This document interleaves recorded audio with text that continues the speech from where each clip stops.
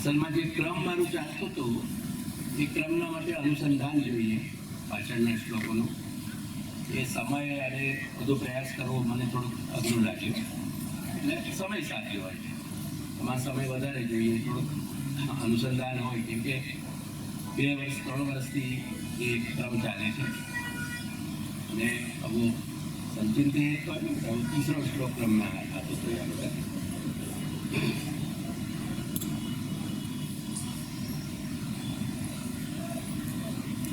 चिंता संतान हंकारो यज्वालहं मुजरेणवा श्रीरामाचार्याचार्यान् प्रणमामि मुहुः यदनुग्रहतो जन्तु सर्वदुःखादिमो भवेत् क्रमं सर्वदा वन्दे श्रीमद्वल्लभनन्दनम् अज्ञानतिमिरान्धस्य ज्ञानाञ्जनशलाकया चक्षुरुन्मीलितं येन तस्मै श्रीगुरवे नमः.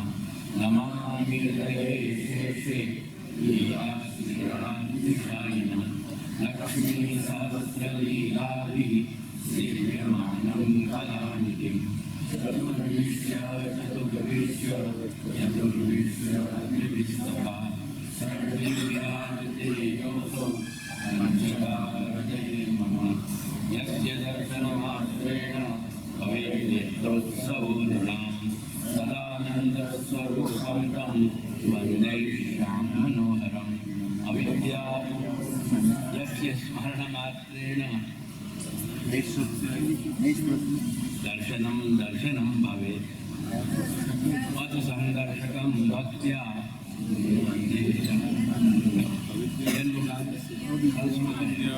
अविद्यारूप संसारे सुविद्या प्रापको जनान् श्रीश्याम गुरुपादानाम् आदरणुर्प्रसीदतु. बुद्धिप्रेरकप्रश्नस्य पादपद्मं प्रसीदतु. ज्ञानासमर्थजीवानां अस्माकं सर्वदा स्वतः.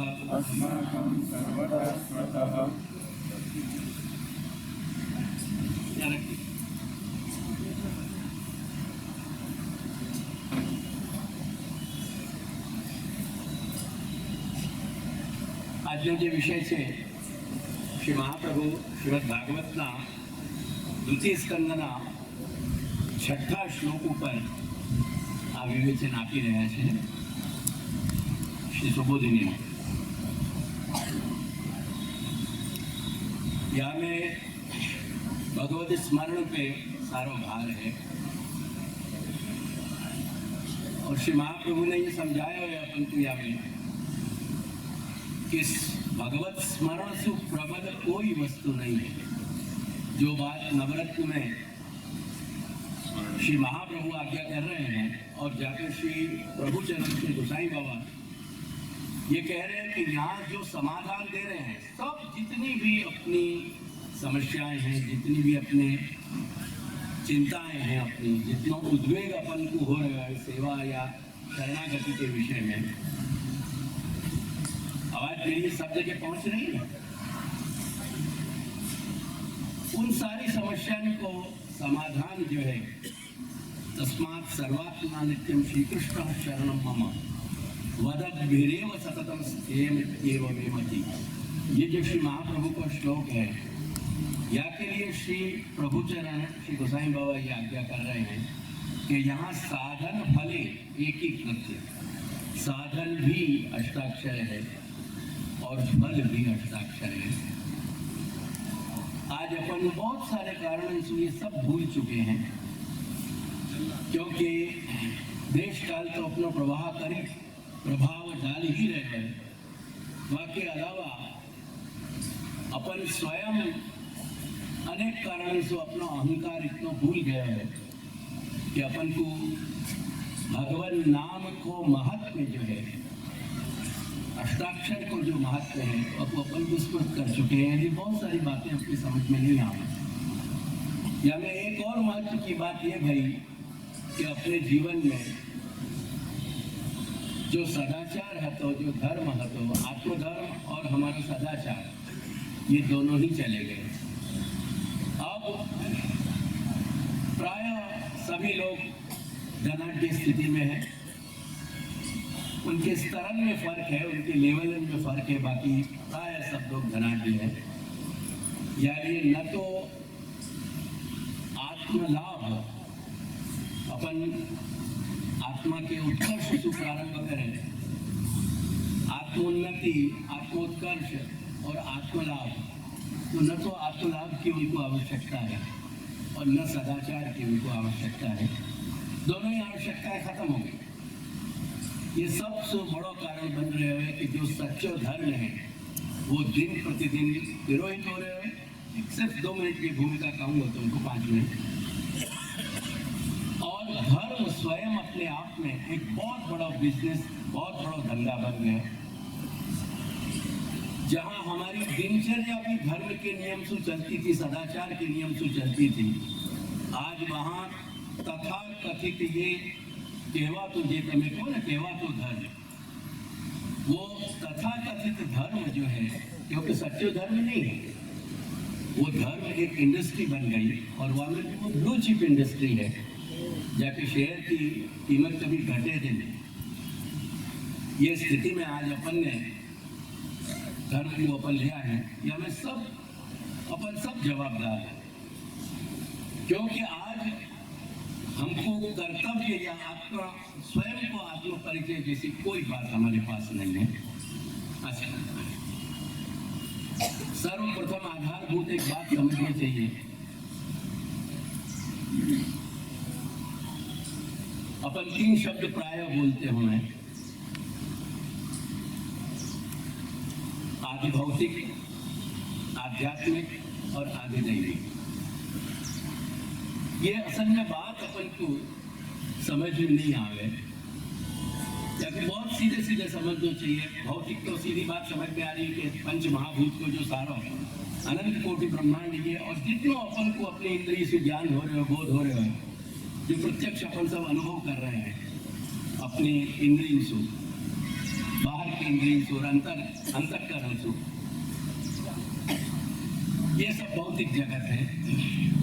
आध्यात्मिक जगत जो है ना, वो अपनी इंद्रिय से अपन नहीं जान सके, वो अतीन्द्रिय हो। आज विज्ञान ने यह बात को बहुत अच्छे समझा दिया है, मुझको इन सब बातों में जाने की जरूरत नहीं है। अंग्रेजी में याके लिए शब्द है मेटाफिजिक्स, जो हमारी फिजिकल, हमारा वर्ल्ड जो जगत है, जो हमारा पूरा यूनिवर्स जिसको हम कह रहे हैं, ये जितना जो फिजिकल है, भौतिक है, जहाँ भौतिक जगत की सीमा समाप्त हो जाए, वो मेटा यानी बियॉन्ड, बाद में जहाँ वो सीमा पूरी हो रही है, वहाँ से मेटाफिजिक्स की, आध्यात्म की सीमा प्रारंभ हो रही है।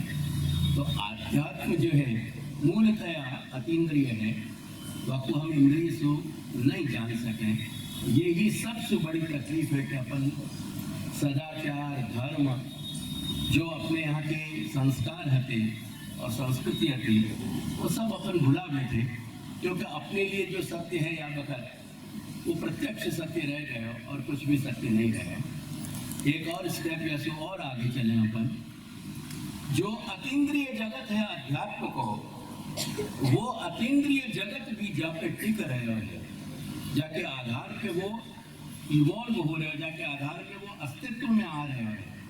अस्तित्व अध्यात्म को भी है, अस्तित्व अधिभूत को भी है, अधिभूत को भी है, और अस्तित्व, ये दोनों अधिभूत यानी एंटायर फिजिकल यूनिवर्स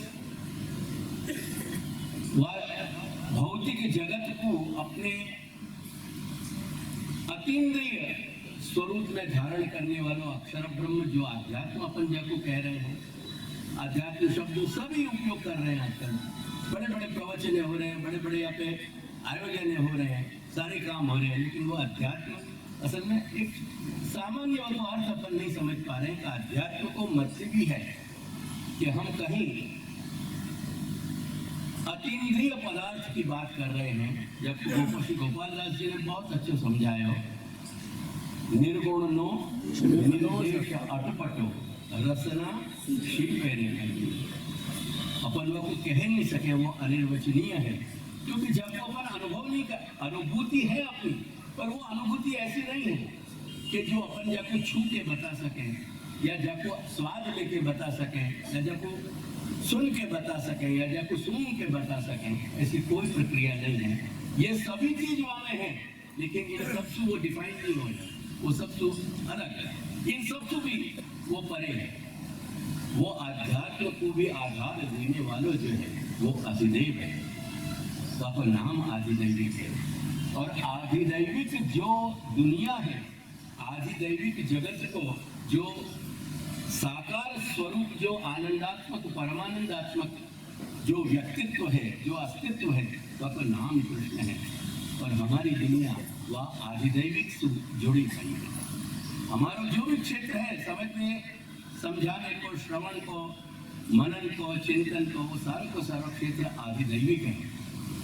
जब तक हम आधिदैविक के विषय में थोड़ा ये नहीं समझ लेंगे कि ये भी सत्ता यही सच्ची है, ये आधिदैविक सत्ता ही या वक्त आध्यात्म को सत्ता दे रही है, और ये आध्यात्म ही यह आदि भौतिक जगत को, जबकि हम स्पेस एंड टाइम कह रहे हैं, असल में एंड निकल गया बीच में से, स्पेस टाइम रह गया, क्योंकि केवल देश और काल है, वो दोनों ही एक ही अस्तित्व के दो पासा हैं। अपन स्पेस भी वही को कह रहे हैं, अपन टाइम भी वही को कह रहे हैं। ये बात आज आधुनिक विज्ञान कह रहे हैं ऐसे नहीं है, ये बात श्रीमद् भागवत में अपने यहाँ बहुत अच्छी तरह समझाई है। तो एक बात समझने को प्रयास करियो कि जा आदि भौतिक जगत की हम निरंतर अपने अस्तित्व से अनुभूति कर रहे हैं, जहाँ में हमारी सत्ता है, वह आदि भौतिक जगत की सत्ता आध्यात्म पे टिक रही है। वो आध्यात्म की सत्ता अधिदेव पे टिकी हुई है। थोड़ा खगोल शास्त्र को, एस्ट्रोफिजिक्स को जाके समझ हुए, मैं सभी लोगों के लिए नहीं कह रहा हूँ, लेकिन पढ़े लिखे लोग अगर कहीं गूगल महाराज पे भी थोड़ी शोध करेंगे, तो गूगल महाराज भी तुमको ये बताएंगे कि असल में सीमाएं आदि भौतिक जगत में समाप्त नहीं हो रही है। सितारों से आगे जहाँ कुछ और भी है, इश्क के इम्तिहान अभी कुछ और भी है। यानी क्योंकि अध्यात्म अतीन्द्रिय है, अधिदेव जो है वो अतीन्द्रिय है। ये दोनों अतीन्द्रिय अनुभूति गम्य होते भय भी, यही विरुद्ध धर्माश्रय भगवान ने अपने यहाँ बताया गया है। श्री महाप्रभु ने यही विरुद्ध धर्माश्रय, दो विरोधी चीज है, वह परम तत्व को श्रुति, भगवती श्रुति कह रही है अप्राप्य मनसा सह यतो वाचो निवर्तन्ते, अप्राप्य मनसा सह। जहाँ कोई इंद्रिय नहीं पहुंच रही है, मन सुधी को अपन नहीं समझ पाओगे, लेकिन दूसरी श्रुति आज्ञा कर रही है कि मनसा ही वह अवाप्तव्य, मन से ही हम ब्रह्म को, हम परम तत्व को समझ सकेंगे, अन्यथा नहीं समझ सकेंगे। और बात ये बहुत सच्ची है, वो समझने के लिए, वो स्वीकार के लिए हमारे अंदर स्वीकार पहले जगना चाहिए, एक्सेप्टेंस हमारे अंदर आनी चाहिए। और वो स्वीकार जो है वो वेद शास्त्र को है। यार ये श्री महाप्रभु अपन को समझा रहे हैं कि प्रमाण तो केवल अलौकिक वाणी हो सके, केवल वेद हो सके, केवल जो अलौकिक शब्द राशि श्री भगवान ने प्रकट करी है, वासु ही अपन आध्यात्म को समझ सकें और वाही से अपन आधिदैव को समझ सकें। अब ये आधुनिक दिमाग में कितना उतरे यह जाके मैं, क्योंकि समय की अभाव के कारण बहुत ज़्यादा यहाँ पे प्रकाश भी नहीं डाले जा सके, लेकिन मैं इतना ही कहना चाहूँगा, वो श्री अरविंद जो है पांडिचेरी के, वो पिछली सदी के, 20वीं सदी के बहुत बड़े ऋषि संत भारतवर्ष में आए और बहुत बड़े दार्शनिक भाई। वो यह बात को समझावे अपन को कि why necessarily the modern mind should understand these scriptures which are beyond his or her understanding. वो कहें कि जो आधुनिक मानस है के लिए क्यों अपन ऐसा जरूरी माने कि हमको सब मन से हमारे माथे से हमारे दिमाग से सब कुछ समझ में आ जाना चाहिए। जो चीज हमारे दिमाग से ऊपर है, जिनको समझने की हमारे अंदर सत्ता, हमारे अंदर क्षमता नहीं है, कैपेसिटी नहीं है, तो जरूरी नहीं कि हम उसको समझ सकें। क्या लिए कहने का तात्पर्य है कि जानना तो सब कुछ माथे से हुई है, दिमाग से हुई है, लेकिन कुछ बातें अपन को सीधी सीधी लॉजिकल नहीं लगी करके उनको अपन अपने अहंकार से, घमंड से, अपने अनेक प्रकार के अज्ञान से अपन उनको छोड़ दें, ये बात उचित नहीं है। तो ये बात मैं अब जो आगे कहने जा रहे हो, शुभोदय की पंक्ति या को मूल आधार है अपनों वेद शास्त्र के वचन, और वही बात श्री महाप्रभु को वही आधार है। यानी श्री महाप्रभु ने अपनी प्रमाण व्यवस्था बहुत स्पष्ट कर दी है कि प्रमाण केवल अलौकिक शब्द हैं, और अलौकिक शब्द जो अपन को रास्ता बता रहे हैं वही अपने जीवन को यथार्थ है, वही सत्य है। देखो यहाँ ये द्वितीय स्कंद के पहले अध्याय के 6ठे श्लोक की बात चल रही है। एतावान सांख्य योगाभ्याम स्वधर्म परिनिष्ठया जन्म लाभ परम पुंसाम अंते नारायण स्मृति। भागवतकार आज्ञा कर रहे हैं, समाधि भाषा अपन को बता रही है कि एतावान सांख्य योगाभ्याम स्वधर्म परिनिष्ठया, हमारा जो धर्माचरण है, और सांख्य को मतलब है ज्ञान मार्ग, वही योग को भी मतलब है ज्ञान मार्ग। असल में सांख्य कहें या योग कहें, या बात को गीता में भगवान बतावे कि सांख्य और योग को समझ अलग अलग समझने वाले बालमती हैं। सांख्य योग पृथक बाला प्रवदंती न पंडिता, ये बात को वहाँ बताया गया है।